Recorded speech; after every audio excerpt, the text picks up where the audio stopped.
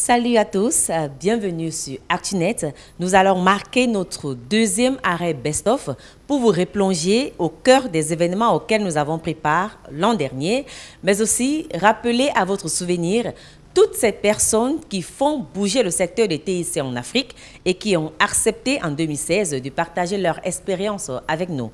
Tout de suite, on va démarrer par un zapping de nos plus belles rencontres. Alors, chers téléspectateurs, pour ce point focal, je vous amène à Dioko Labs. C'est un laboratoire, j'allais dire, c'était un laboratoire d'idées ici à Bamako, au Mali, dont le but était de pouvoir discuter, se retrouver, discuter des problématiques du secteur des TIC au Mali et aussi encourager ces jeunes qui décident de faire quelque chose dans ce secteur-là. Mais voilà, depuis quelques temps maintenant, ils ont été obligés de mettre la clé sous le paillasson simplement parce qu'Internet est devenu trop cher et qu'eux-mêmes n'arrivent plus à acheter cette denrée pourtant si utile au développement du secteur. Ils ne se sont pas découragés puisqu'ils ont lancé un mouvement Mali 100 mégas pour réclamer une démocratisation de l'accès à Internet et des prix au niveau du malien moyen. Renaud Godin et d'autres jeunes ici continuent de se retrouver et de se battre pour que Internet au Mali soit une denrée accessible. Rencontre. Vous nous expliquez que vous avez fermé à cause des difficultés d'avoir une connexion Internet tout le temps. Oui, exactement. En fait, depuis avril 2015, l'année passée, nous, on se plaint de la connexion Internet dont la qualité s'est dégradée et surtout les prix n'ont pas diminué et je dirais même augmentent. Et donc malgré plusieurs mois pas de combat, mais de tentatives de négociation avec les opérateurs, avec les autorités, il n'y a pas eu de solution. Et donc nous, en tant qu'espace de coworking, qui donc proposons la connexion comme partie intégrante de notre offre, pour que les gens puissent venir travailler dans nos locaux dans des conditions convenables.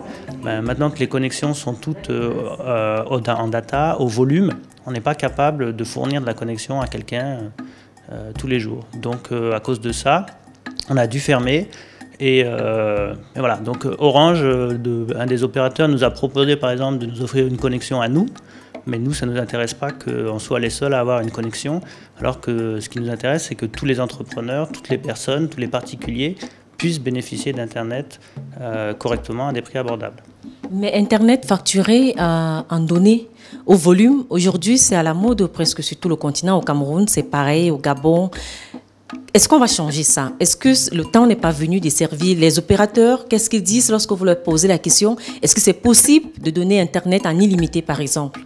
Alors en fait, l'Internet en illimité était là avant, donc ce n'était pas à travers la 3G, c'était à travers d'autres technologies et ça fonctionnait correctement. C'est d'ailleurs les seules connexions à peu près stables qui existent parce qu'actuellement la 3G et autres, il y a des problèmes de stabilité, de débit, c'est partagé, etc. Il y a tout un tas de difficultés. Mais voilà, maintenant les opérateurs sont en train d'arrêter ça. Orange l'a fait cette année. Maintenant, donc on est uniquement sur du data, ce qui est absolument impossible. On ne peut pas découvrir Internet, on ne peut pas se cultiver si on doit calculer chaque chose qu'on fait. Par exemple, nous on appelle sur Internet les gens à se mobiliser par rapport à ce sujet et les gens nous appellent au téléphone en nous disant je soutiens ce que vous faites, au lieu de nous envoyer un mail ou de réagir sur Twitter ou autre, parce que c'est même devenu moins cher d'appeler les gens que d'utiliser Internet. Or, on ne peut pas découvrir des choses, on peut pas, si on ne prend pas le temps de lire ou de découvrir, Internet, ça ne sert pas à grand-chose finalement. Alors, pour ce point focal, je vous amène à Doni Lab. C'est un espace collaboratif mis sur pied par quelques jeunes entrepreneurs maliens pour permettre à ceux qui ont des idées d'avoir un espace pour les peaufiner. Internet y est disponible, le but étant que les coûts pour louer par exemple un espace pour ces jeunes entrepreneurs sociaux qui débutent soient réduits au maximum. C'est Tidjan Bal, je suis médecin de formation, spécialiste en informatique médicale. Je suis cofondateur de Doni Lab depuis 2015. Quelle est l'idée de mettre sur pied Doni Lab, un lieu comme celui-ci? C'est quoi l'idée de départ? En fait, l'idée est partie du constat qu'au Mali, les jeunes ont du mal à avoir un espace de travail, avoir la connexion Internet pour mener à bien leurs activités. Donc on s'est dit pourquoi ne pas mettre un tel espace pour qu'ensemble on puisse prendre en charge tout ce qu'il y a comme dépenses, qu'on les partage et qu'on ait un espace de travail. Mon invité de ce ActuNet nous vient de la Côte d'Ivoire. Son nom, Jean Delmas Ewi, c'est un entrepreneur dans le secteur des TIC. Il est à la tête d'une entreprise dénommée ICT4Dev.ci et avec lui, on va parler de cette entreprise et des projets qu'il entend développer, notamment Lobwork, une plateforme agricole qu'on connaît déjà, et d'autres projets qu'il travaille en ce moment. On en parle tout de suite. Lobwork, qui vient de l'ethnie Lobi, qui est un brave peuple installé dans le nord-est de la Côte d'Ivoire, dans la zone de Bouna, qui signifie une plantation qui est productive, est un projet qui se porte bien. C'est une plateforme qui est composée de 5 services majeurs pour apporter une série de solutions aux problèmes qui minent le monde agricole. Quels sont ces services? On a d'abord un portail web classique, mais l'idée sur notre portail web, c'est de donner plus de visibilité aux acteurs du monde agricole. C'est aussi traiter des thèmes liés à l'agrobusiness et aussi, comme je l'ai dit, faire la promotion de tout ce qui est innovation dans le domaine agricole. À côté de la plateforme, nous avons développé ce qu'on a appelé Gélico, qui signifie gestion en ligne des coopératives agricoles. C'est une application de gestion que nous mettons à la disposition des coopératives agricoles, des sociétés coopératives, pour améliorer, moderniser leur gestion. Donc avec Gélico, on peut enregistrer les producteurs qu'on a au sein de la coopérative, les parcelles, les flux de production. Et chaque fois qu'un paysan a son produit qui est vendu, il reçoit une notification par SMS. Donc voilà un peu ce que Gélico fait. À côté de Gélico, on a décidé d'informer les populations et les producteurs agricoles sur tout ce qui est pris sur les marchés. Donc nous avons un système d'information de marché qu'on appelle Sim Jori Jori et qui permet de donner les meilleurs prix, les tendances sur les marchés dans la zone d'un abonné. Donc aujourd'hui, nous avons des agents qui parcourent les marchés, qui collectent les prix, qui nous les font remonter. On a un système qui analyse ces prix et puis on fait de la diffusion après. À côté de l'information sur les marchés, il faut aussi donner l'occasion aux paysans de vendre, de mieux vendre et de trouver un marché encore plus ouvert. Donc nous avons mis en place ce qu'on a appelé le Virtual Market. Virtual Market, c'est une plateforme de mise en relation entre des acheteurs et des vendeurs. Donc cette plateforme fonctionne via une application SMS et aussi une plateforme web. Donc avec un SMS, un producteur qui est au fin fond de la Côte d'Ivoire peut dire au monde entier qu'il a un produit qu'il vend à tel prix. Voilà un peu. Et dernier élément que nous avons développé, c'est un kiosque vocal qui permet d'informer nos parents qui ne sont pas à l'école sur tout ce qui est information agricole et en langue aussi. Le dernier forum de Bamako qui s'est déroulé en février dernier a tablé entre autres sur la gouvernance numérique et la modernisation des services publics. Une modernisation qui passe par la simplification des procédures via la digitalisation et l'informatisation des services. Dans ce cadre, la Côte d'Ivoire commence à engranger les résultats de la modernisation de son administration. Ibrahim Lobko est le directeur de la modernisation de l'administration au ministère de la fonction publique en Côte d'Ivoire. Il nous parle de 33 milliards d'économies déjà gagnées. Quel est aujourd'hui le bilan que vous pouvez dresser 3 ans après que la Côte d'Ivoire ait amorcé cette modernisation de son administration publique? Bon, si nous voulons parler en termes de bilan, nous pouvons dire qu'aujourd'hui, la Côte d'Ivoire a un cadre qui fixe là où elle veut arriver en l'an 2020. Et nous avons ce que nous avons appelé le schéma directeur de la modernisation de l'administration. Donc aujourd'hui, on sait dans 1 an, dans 2 ans, combien de services qui doivent être informatisés, où est-ce qu'on doit poser les fibres optiques pour pouvoir connecter. C'est ça, c'est pensé, c'est dans un document qui est donc le schéma directeur de la gouvernance électronique de Côte d'Ivoire. Maintenant, pour avoir des exemples palpables, nous avons commencé, comme le ministère en charge de la modernisation, c'est le ministère de la fonction publique. Nous avons commencé par la gestion des ressources humaines de l'État de Côte d'Ivoire. Nous avons mis en place un système qui dématérialise totalement la gestion des ressources humaines de l'État de Côte d'Ivoire. Tous les actes aujourd'hui des fonctionnaires de Côte d'Ivoire sont produits de façon automatique. Mon premier invité de ce ActuNet saison 3 est une blogueuse ivoirienne dont la réputation n'est plus à établir. Classée par le magazine Jeune Afrique parmi les 50 jeunes qui font bouger la Côte d'Ivoire, Edith Brou est notamment à l'origine de quelques campagnes qui ont très bien marché, comme Moussé contre Ebola. Aujourd'hui, une des personnes les plus influentes du web ivoirien. Quand tu jettes un regard en arrière, qu'est-ce que tu te dis? Je dis en fait que ça me dépasse parce que je ne m'attendais pas à ça. Je suis têtue. Quand je fais quelque chose que j'aime, j'y vais à fond. Et j'ai envie d'impacter les plus jeunes à se rendre compte qu'on n'est plus dépendant forcément des matières premières. Comme le cacao, même si c'est toujours important, ou bien les ressources minières, on va dire que c'est un héritage de nos parents. Mais voilà, l'Internet, c'est une denrée qui n'est pas palpable. Le numérique n'est pas palpable. Les datas ne sont pas palpables en griffe. Ils sont mesurables, mais ils ne sont pas palpables. Et c'est un moyen pour les jeunes Africains qui se plaignent de chômage, de pouvoir le résorber à leur manière, de gagner 6 mois d'avance sur leurs professeurs à l'école ou à l'université. Donc c'est un moyen puissant pour pouvoir et les femmes et les jeunes s'émanciper. Et moi, je l'ai compris très tôt. J'ai créé mon métier sur place en Côte d'Ivoire, le community management, dans lequel j'ai débuté, parce que je ne me voyais pas faire la fonction publique comme mes parents le voulaient, parce que ça ne me disait absolument rien du tout. J'ai choisi ma voie parce que le digital me le permettait, parce que c'est un domaine qui est flexible.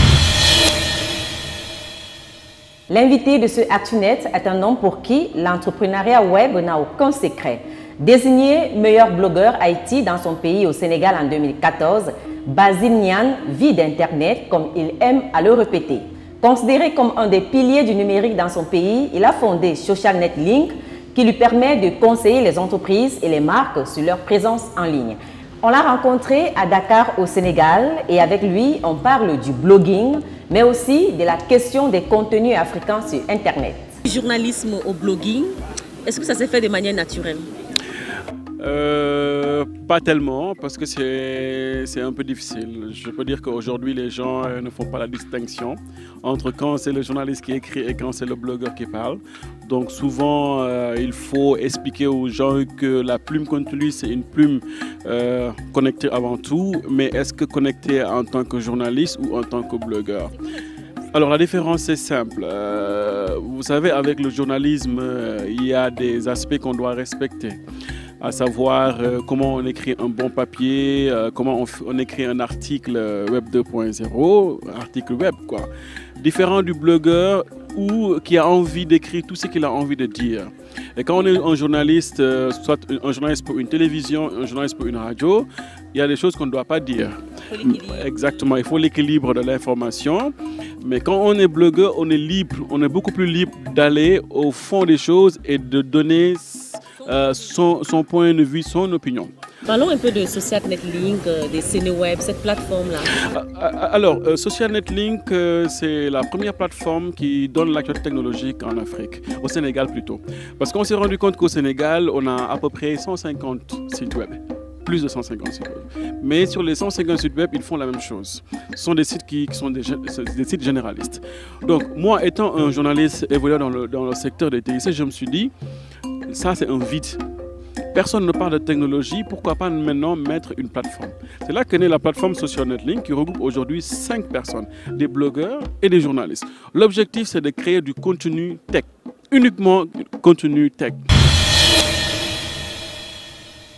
Je vous le disais donc, ActuNet, c'est aussi l'événement qui se déplace au cœur des événements TIC à travers le continent africain.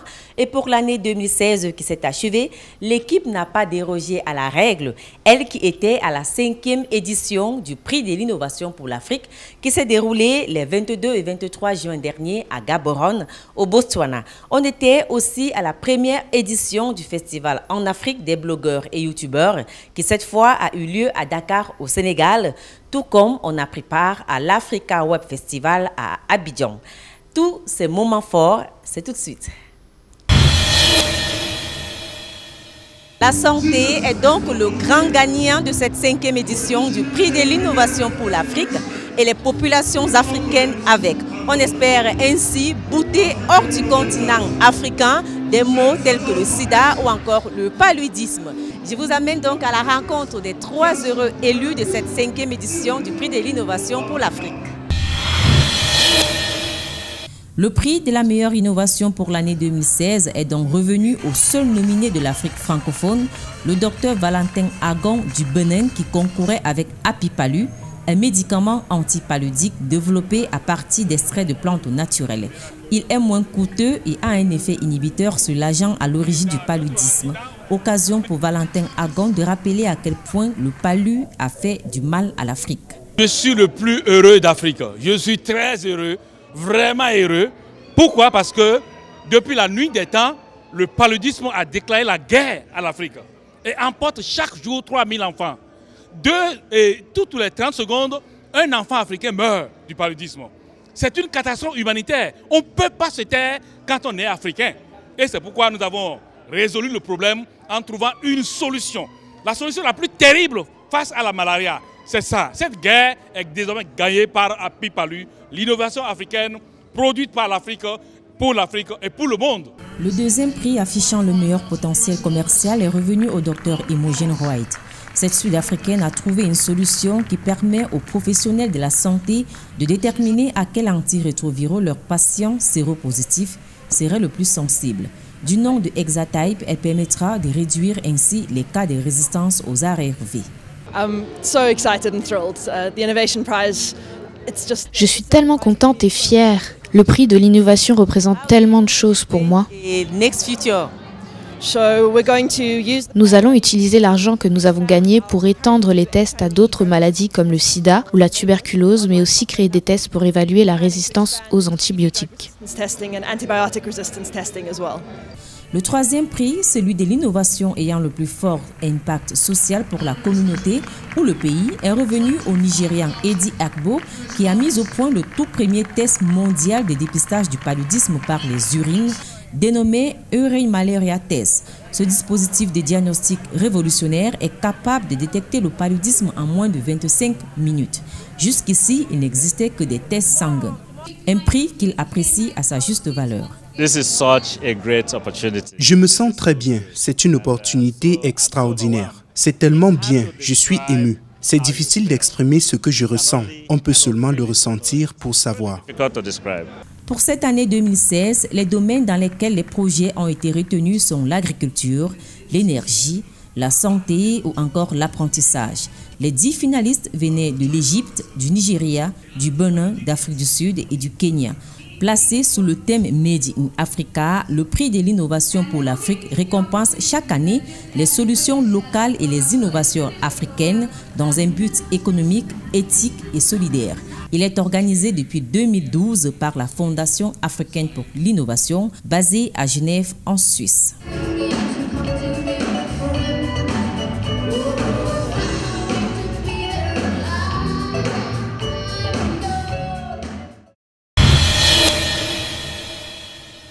C'est donc ici, depuis Dakar, la capitale du Sénégal, au lieu dit Place du Souvenir, que je vous offre ce point focal qui est entièrement consacré à la toute première édition du Festival en Afrique des blogueurs et youtubeurs. Pendant 3 jours, les 3, 4 et 5 juin dernier, il a été question de rassembler ici sur place les blogueurs et youtubeurs influents venus d'Afrique pour partager leurs expériences.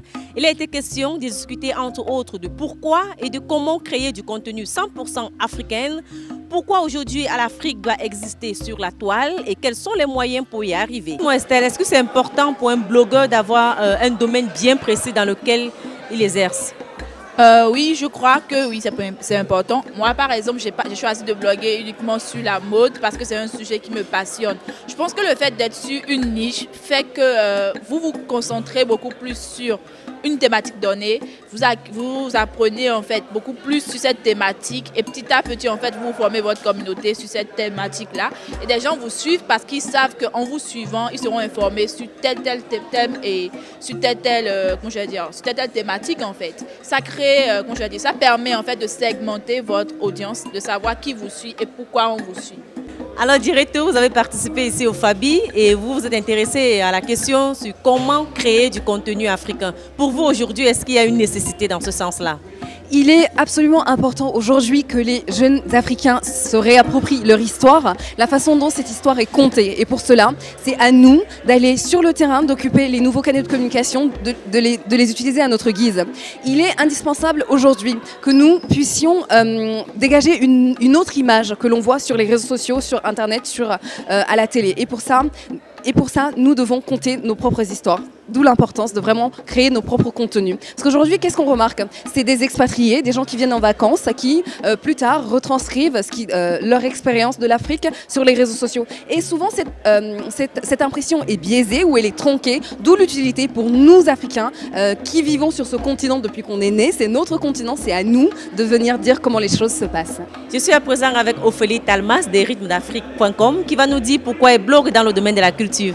Parce que ça me passionne tout simplement et parce que je pense que l'art et la culture est la chose qui montre le plus la richesse de l'Afrique. Est-ce que vous pensez que l'avenir du blogging, c'est dans la spécialisation? Parce qu'il y a d'autres qui disent non, on peut bloguer sur tout ce qu'on veut, on peut aborder plusieurs sujets à la fois. Est-ce que vous faites partie de ceux qui pensent qu'il faut bloguer dans un domaine bien précis? Je suis pour la spécialisation, je ne l'ai jamais caché dès le départ. Je pense que c'est important de se spécialiser pour qu'on puisse vous identifier plus facilement.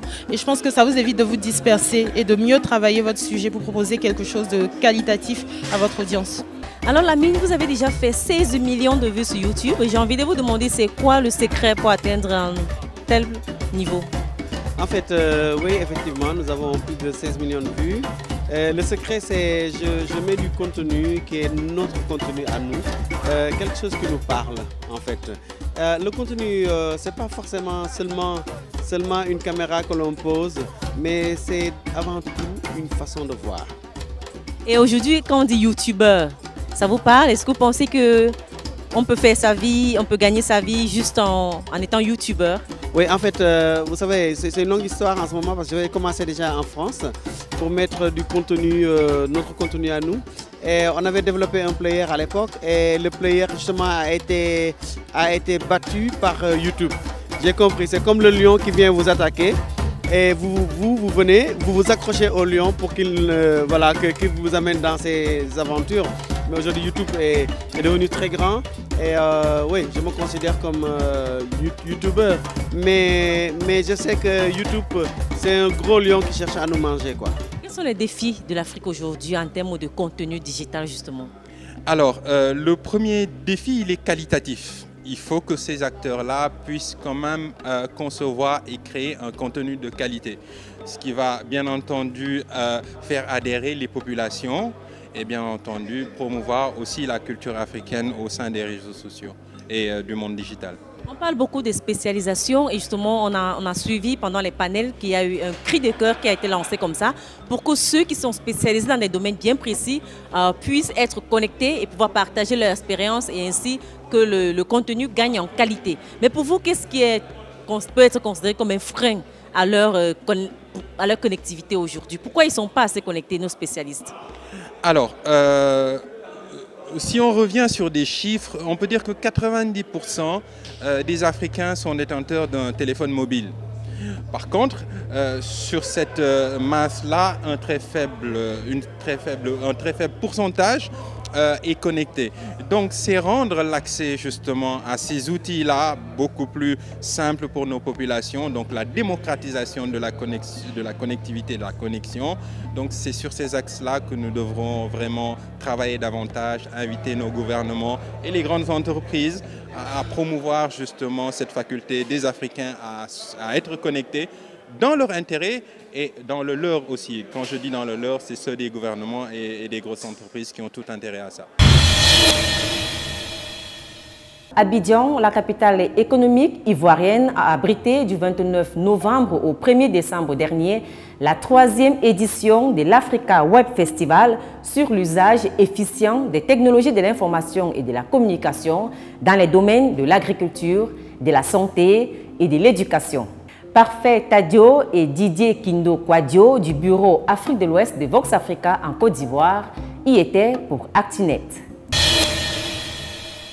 Du 29 novembre au 1er décembre 2016, Abidjan peut s'arroger le titre de centre africain des productions de contenu Internet. Pour la 3e édition d'Africa Web Festival, plusieurs autres continents, dont l'Europe et l'Amérique, exposent leur savoir-faire dans le domaine évolutif d'éthique, technologie de l'information et de la communication. L'initiatrice de cette rencontre, Mariam Sidiawara, s'est d'ailleurs réjouie que le festival devienne l'événement de toute l'Afrique et des amis de l'Afrique. À travers des ateliers, conférences et échanges d'affaires, Africa Web Festival 2016 met l'accent pendant 3 jours sur l'utilisation optimisée des TIC dans les secteurs de l'agriculture, de la santé et de l'éducation.